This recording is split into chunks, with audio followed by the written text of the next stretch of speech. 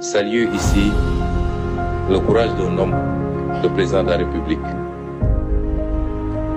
Parce que le ministre ne l'a pas suffisamment abordé,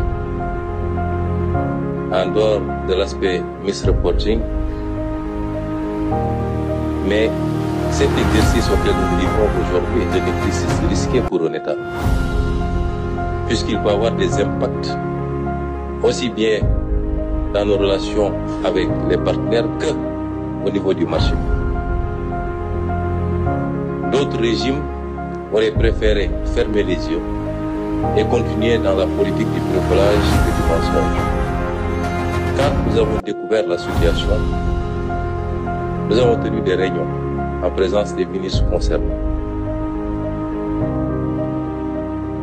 Des doutes subsistaient, légitimes. Et le président de la République a donné une réponse très simple. Je ne démarrerai pas ce mandat dans le mensonge, je ne le déroulerai pas dans le mensonge et je ne le terminerai pas dans le mensonge. Quelles que soient les conséquences de cette situation, je dirai la vérité au peuple sénégalais. Et je dis que Dieu aime le Sénégal.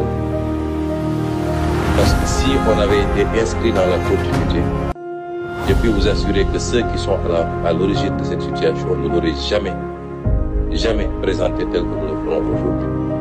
Et le peuple sénégalais aurait été rattrapé tôt ou tard par les conséquences catastrophiques.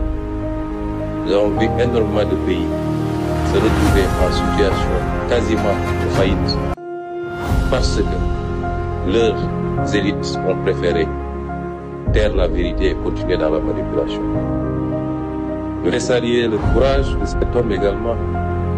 Quand le Sénégal devait être programmé au FMI au mois de juillet, il a pris la décision de ne pas présenter le dossier du Sénégal et a dépêché le ministre des Finances pour aller le dire au FMI, aux États-Unis, et leur dire nous préférons ne pas avoir de décaissement plutôt que de le faire sur une base erronée et de en subir les conséquences. Certains manipulateurs ont voulu dire aux Sénégalais que le FMI a reporté le rendez-vous parce qu'on aurait opéré des levées de fonds. C'est totalement faux. C'est à notre initiative et seulement à notre initiative. C'est nous qui avons demandé au FMI